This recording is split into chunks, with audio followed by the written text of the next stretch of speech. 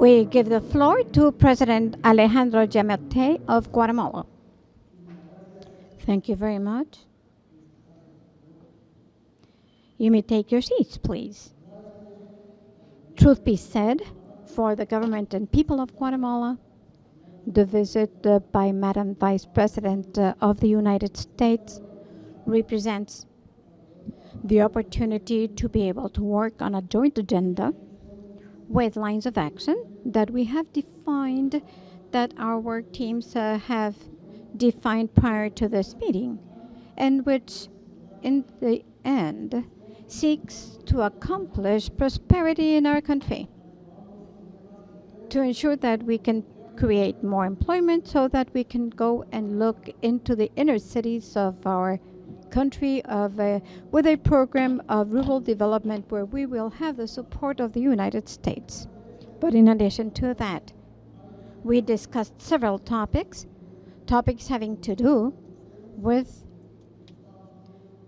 the concerns that the United States has concerning the evolution of this country. We shared our points of view and the ways in which we have thought of tackling the different issues and the search for openness of their market to give us greater access to the United States to generate prosperity in our countries by introducing necessary changes for migration to become orderly migration through H-2A visas and H-2B visas. We believe that we can start a very simple process to allow people to migrate regularly to the United States. We also spoke about the need to support the United States with a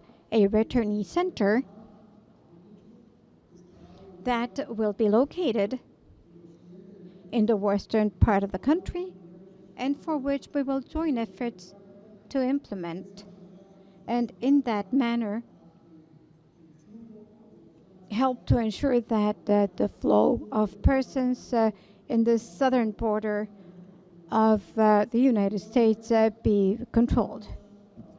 We are also working strongly on a family reunification program, legally, so that persons who wish to reunify their families can do so by filling out the paperwork in the consulate and in the United States Embassy. That will have a special section for this, and in that case we can start regular controlled migration, but particularly whereby we can begin to generate opportunities in the historically neglected departments that are at the border with Mexico and that keeps expelling our fellow citizens, for which Madam Vice President has begun contacts with members of the private sector in the United States that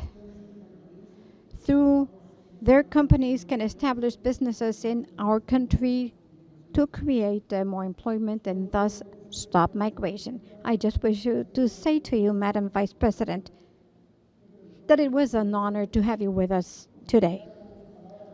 I take your word that you're going to come back, and we will go together to visit those areas where we need development, and where, with your cooperation, starting on ground zero, we can begin to further strengthen the relationship between Guatemala and the United States, and we can move forward mile after mile until we can turn this country into a country of opportunities where people wish to stay, but particularly where the hope of staying is realistic because they can find a better future, and that will be the foundation for them not to need to migrate. Thank you very much for being with us, Madam Vice President. And now we will listen to Her Excellency Mrs. Kamala Harris, Vice President of the United States of America. Thank you, Mr. President. And thank you for warmly welcoming me and our delegation to Guatemala. We had a robust, a candid, and a thorough conversation about the many issues that are priorities for each of our countries. The President and I discussed a fundamental belief that most people don't want to leave home. They don't want to leave the place where they grew up, where the language they know is spoken, where their culture that they know is present and has been, in this case, for centuries. Most people don't want to leave where their grandmother lives. And when they do, it is usually for one of two reasons. Because they are fleeing some type of harm, or because to stay means that they cannot provide for their essential needs and the needs of their family. The President and I share a firm belief that our responsibility and our capacity is to give people a sense of hope. We talked extensively about this through the many conversations we have had, including today. The power of hope, the ability that each of our governments has to give people a sense that help is on the way, to let them know that they are seen, that they are heard, that we see their capacity, but we also understand their challenges and their need for support and the resources that any human being needs to be able to survive, much less thrive. So that was fundamentally the spirit behind the conversation that we had.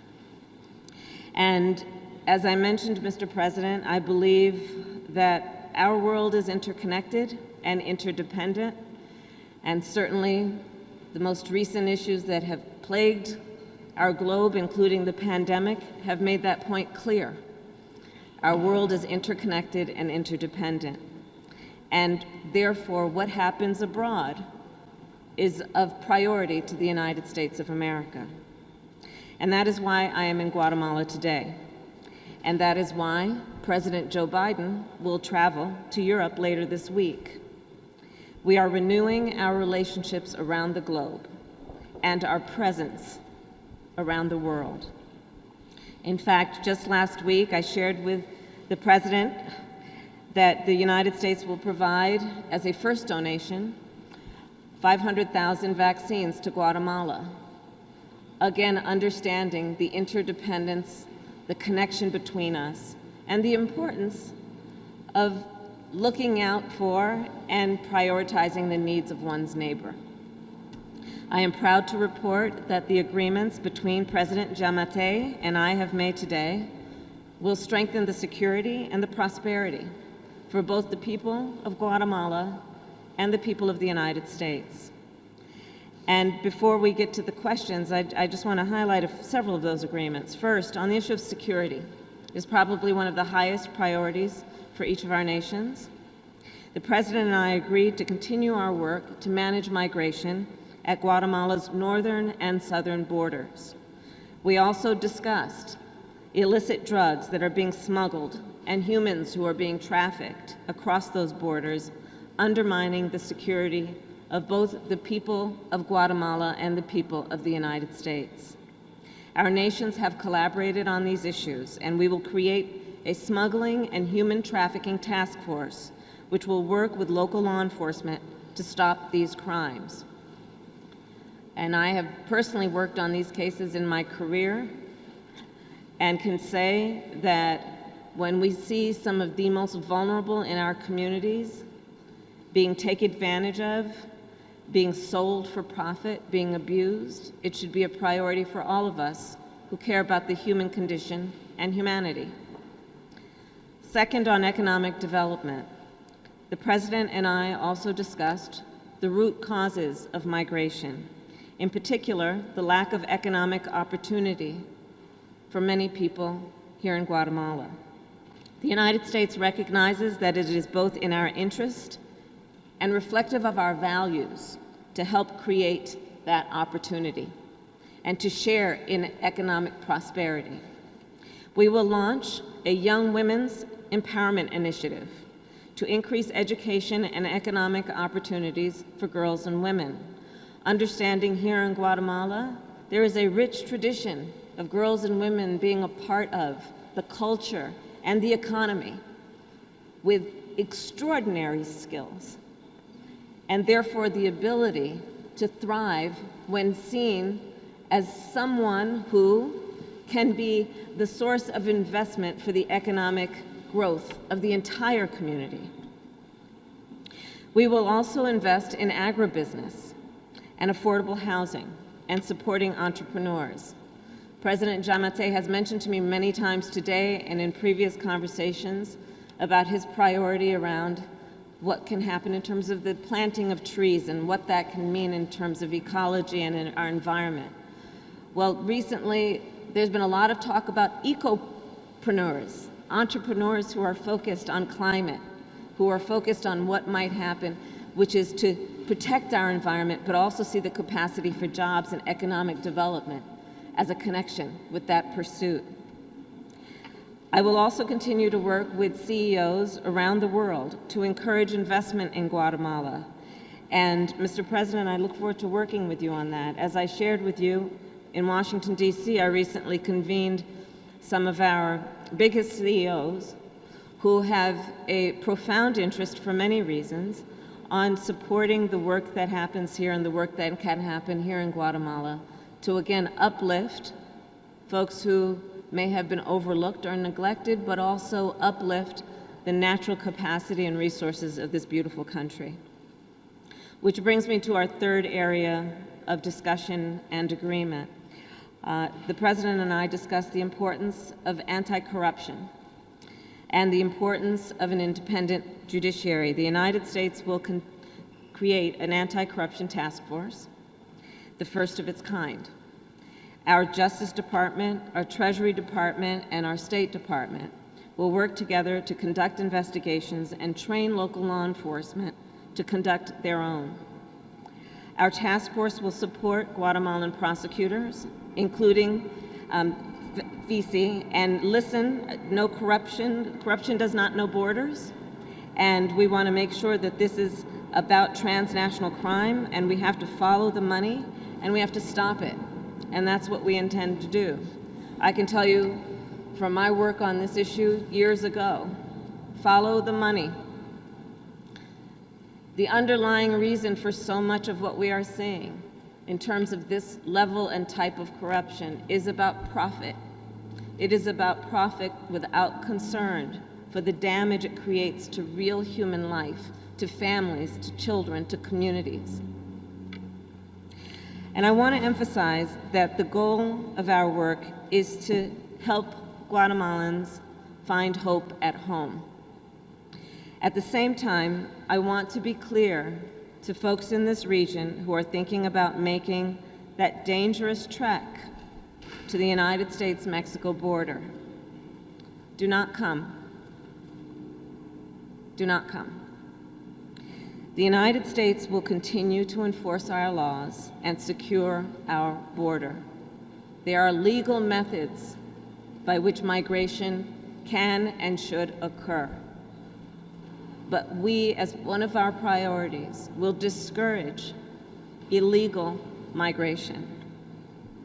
And I believe if you come to our border, you will be turned back.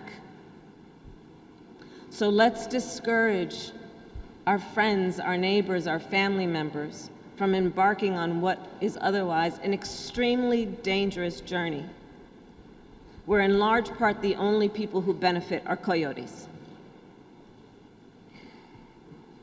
And let us do our work together, Mr. President, again, with our mutual commitment of knowing that hope is on the way. And I believe the actions we take together will improve the lives of Guatemalans. And as I meet with Guatemalan community members and leaders throughout this day, I will speak with them on what more can be done. Again, Mr. President, I want to thank you for such a productive conversation, for your role of leadership, and for the work we have yet to do together. Thank you. A continuación, dejamos. And now we leave room for questions and answers of Ms. Hilary Sanders. And the Secretary of Social Communication of the Guatemalan President, Patricia Letona, will give the floor to the media who are with us.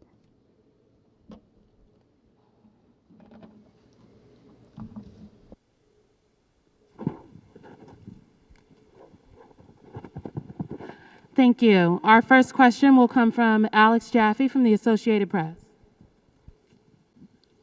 Sure. Thank you both for taking questions.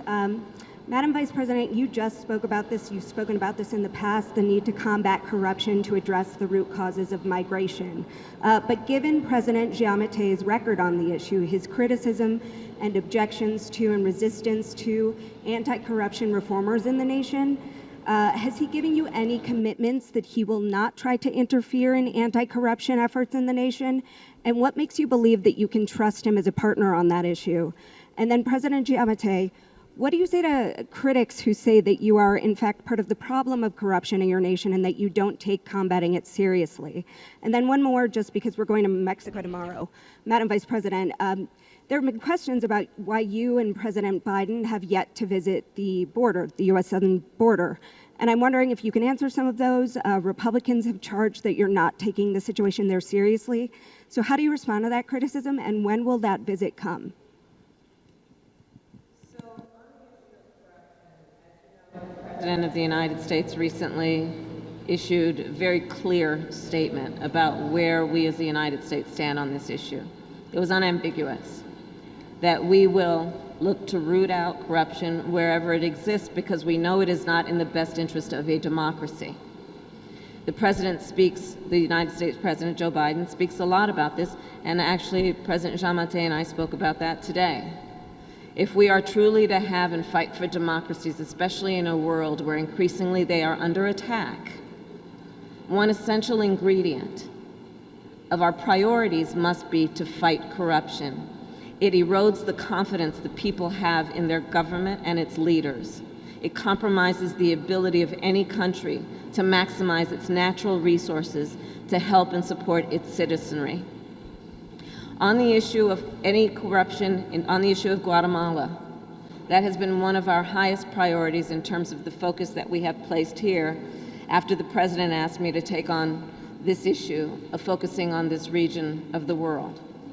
And the work we are doing in furtherance then of that priority is the work of, again, creating an anti-corruption task force, bringing a renewed effort on behalf of the United States Department of Justice, the United States Treasury Department, the United States State Department, to work collaboratively to identify, to support investigations, and ultimately to support prosecutions and consequences for those who would endeavor to engage in corrupt behaviors. Furthermore, in bringing together the CEOs that we have been doing in the United States and convening them, they've made very clear that when it comes to the private sector, be it there or I might venture to say here or anywhere around the world, they want to know if they're going to put their hard-earned resources into any issue or initiative, that it will go to its intended beneficiary. And that means going to the people who need that support and not corrupt hands. There are many reasons why this is one of our highest priorities, which I think the people of Guatemala know well, and the people of the United States understand well. If we are to be effective, if we are to be true to our principles, we must root out corruption wherever it exists, and that is one of our highest priorities for that reason. On the issue of Republicans' political attacks or criticism or even concerns, the reason I am here in Guatemala as my first trip as Vice President of the United States is because this is one of our highest priorities, and I came here to be here on the ground to speak with the leader of this nation around what we can do in a way that is significant, is tangible, and has real results. And I will continue to be focused on that kind of work as opposed to grand gestures. Buenas tardes, escuchamos la Freddy Muralles of Televisión Azteca. Madam Vice President, Mr. President, we know that several topics, important topics, have been addressed in your bilateral meeting. However, we would like to know what has been the most important progress obtained as a result of this bilateral meeting. Thank you. Well, for us, I think that we have addressed a number of topics that are of concern to both countries. One is to accomplish the economic development of the country, starting with the areas that have normally been neglected and are far departed from development, that are very much the areas that expel our people, the departments of Huehuetenango, Alta Verapaz, Quiché, and San Marcos. We made a presentation to Madam Vice President about the causes that lead to migration. And it has been determined that the number of people who are leaving our country, arguing security problems, is a very small number. People leave due to lack of opportunities, and the municipalities and areas of greater migration coincide with the areas where the poverty is greater. So we need to fight poverty.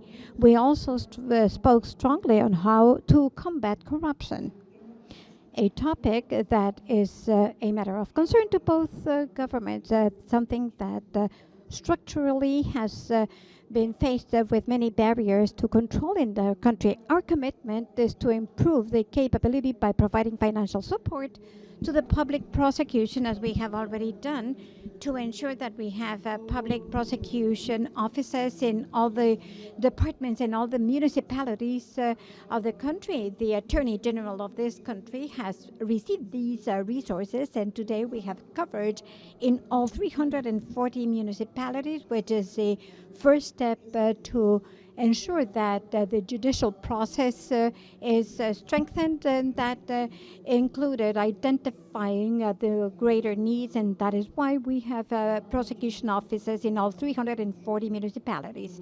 We spoke at length about the topic of corruption that comes from drug trafficking and how important it is for us to continue to work together in the fight against drug trafficking, because one of the main causes for corruption in this country has historically been drug trafficking.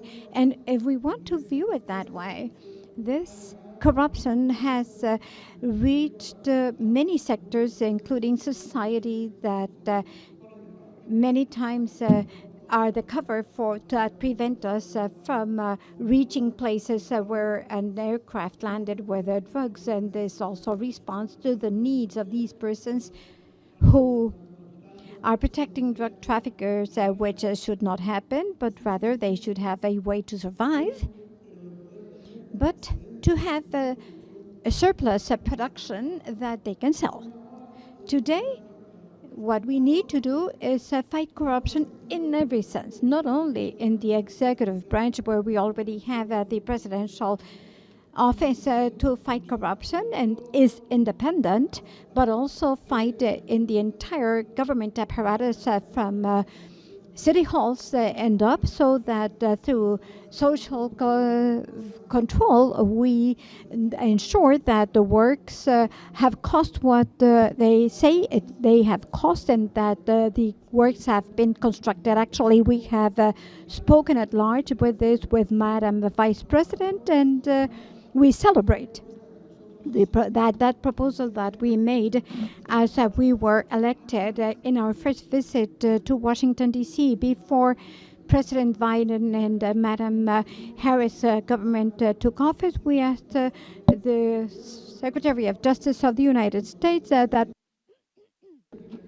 we create an office that to help us to follow the money, and particularly ask the United States that the assets that are seized in the United States, which are the product of corruption, drug trafficking, and illegal actions, and which are in the United States of persons who have committed these crimes in Guatemala, have those resources sent back to Guatemala to be used to further strengthen criminal prosecution in our justice system.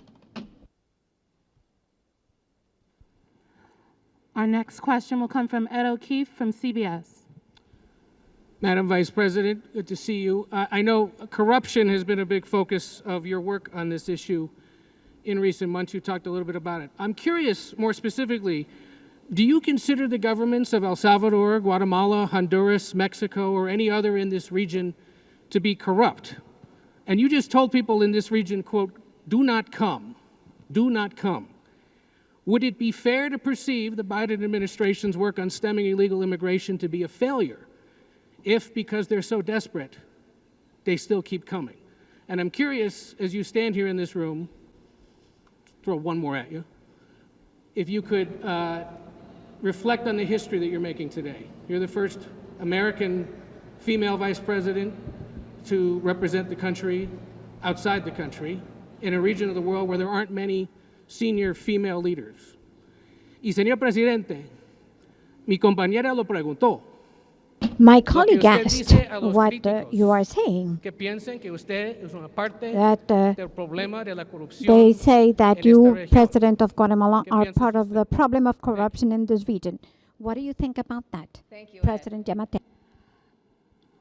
So, on the issue of corruption, the conversation that I had with President Giammattei today was very frank and very candid, and I think this is a quality that he and I appreciate in each other. We don't have time for glossing over concerns that we have. And so we did have a very frank conversation about the importance of an independent judiciary. We had a conversation about the importance of a strong civil society. I expressed concerns about those issues, including what is the potential here for tax reform, something like tax reform, which is very much connected with a lot of the concerns that we have. And so we had a candid conversation as it relates to those concerns.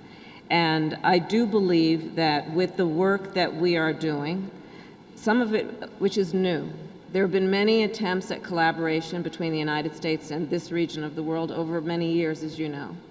Some have worked, some have not.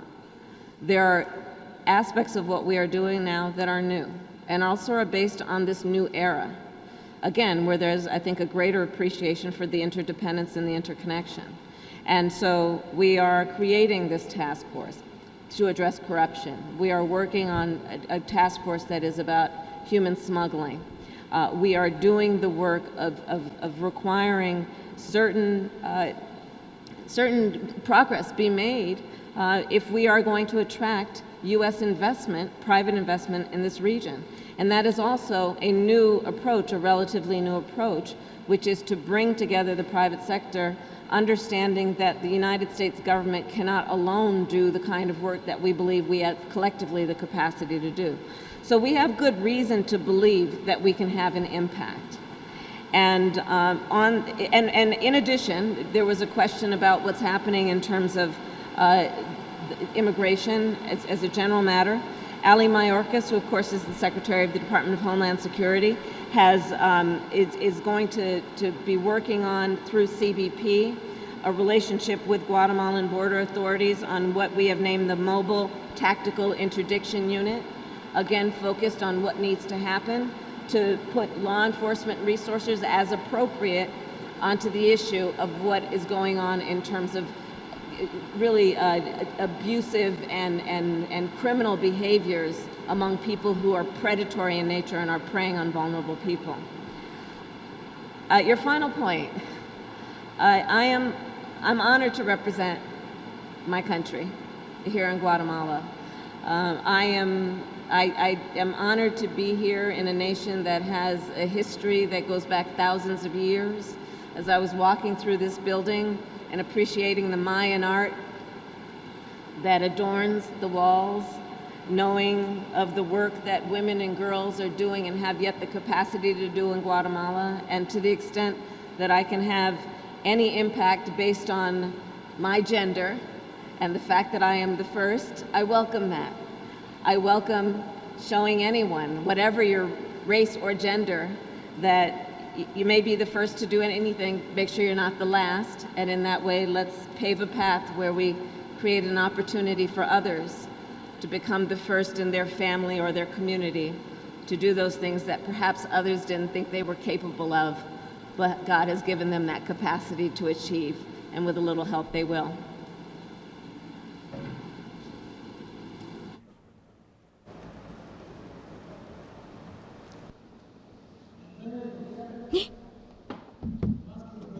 more than information, the social networks carry misinformation. I would like to turn this question back to you.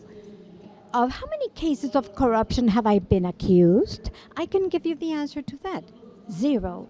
We are in an honest fight against corruption, but corruption understood as an action which is multidimensional.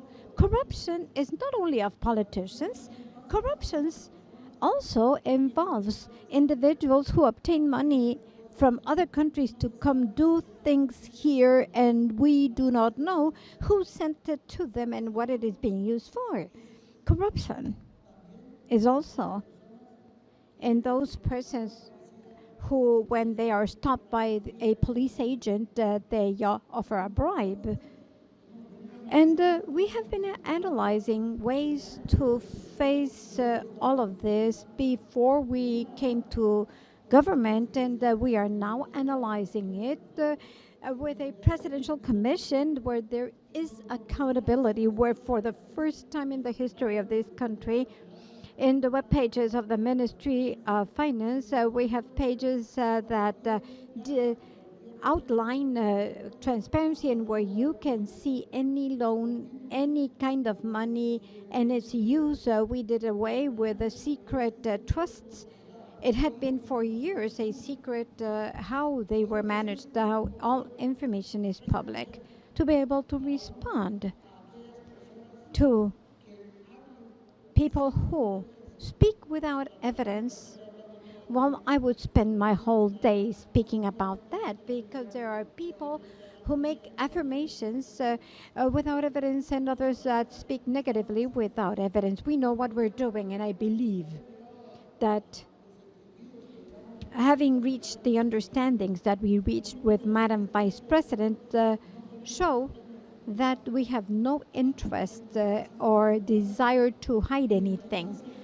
Quite the contrary, the more international certification there is that we are doing the right thing, well, we will continue to get rid of that narrative, that very different narrative in the United States from the narrative here, and we have to fight that. And we are going to fight by doing.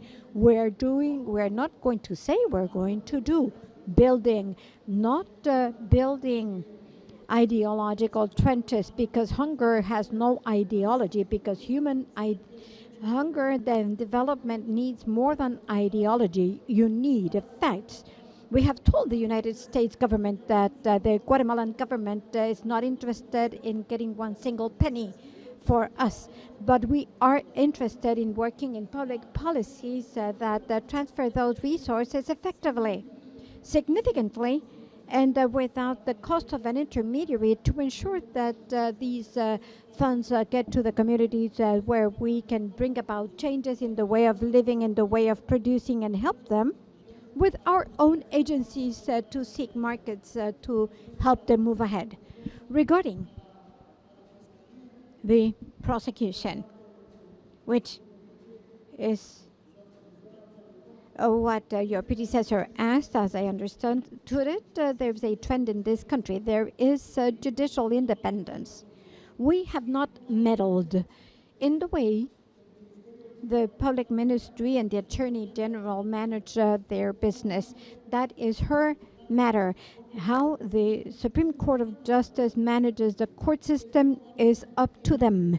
How the executive branch manages our resources, our matter.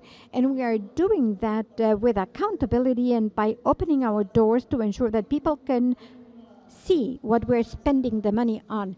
There's a page called Sneak DT.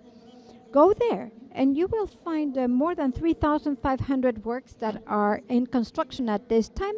That tells you who was awarded the work, so what is the degree of financial progress, the degree of physical progress, and anyone can go and look at the pictures to see that they actually belong to that work.